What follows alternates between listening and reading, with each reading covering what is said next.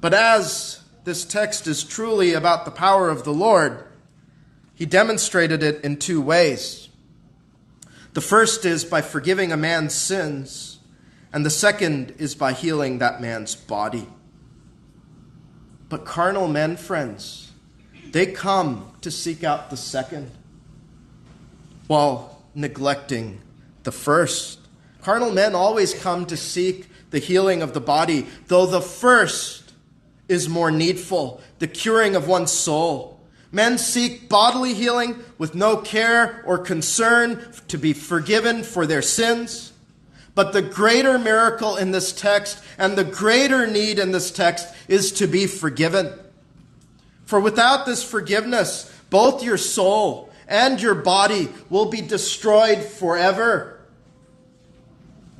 For the Christ who healed bodies said this, "Fear not them which kill the body, but are not able to kill the soul, but rather fear him which is able to destroy both soul and body in hell." Matthew 10:28. Now, for an illustration from our own time, this pandemic has now, can you believe it, has been with us for almost 2 years. And has shown us the desperation of men to save their bodies. But at the same time, it has also shown us that men are not desperate at all to save their souls from the judgment.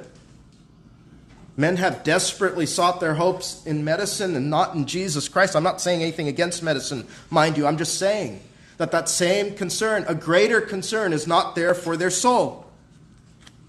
Men fret on how they will keep themselves from this virus, yet they give themselves no thought about the uncleanness of their soul, and they do not fret over meeting with God in their sinful condition. But that is where Jesus says our true panic must come from if we are not forgiven. Fear him that is able to destroy both soul and body in hell. Think of the absurdity of this, friends.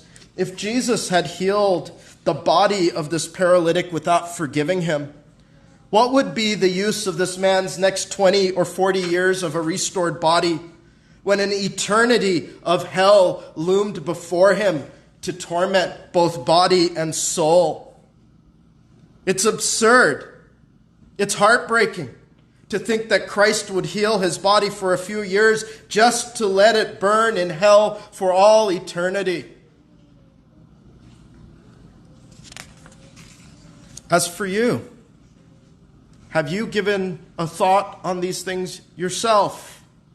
Have you made the right calculus concerning your immortal soul?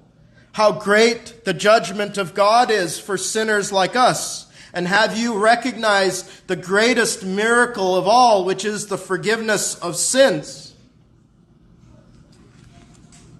But if you are right with God through faith in Jesus Christ and forgiven, the Lord says you must never walk in fear of your life, never, and how that frees you. Hebrews 2:15 says, Jesus Christ came to deliver them who through fear of death were all their lifetime subject to bondage.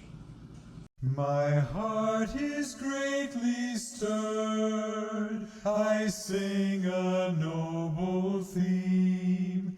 My tongue's a skillful writer's pen to speak about the King.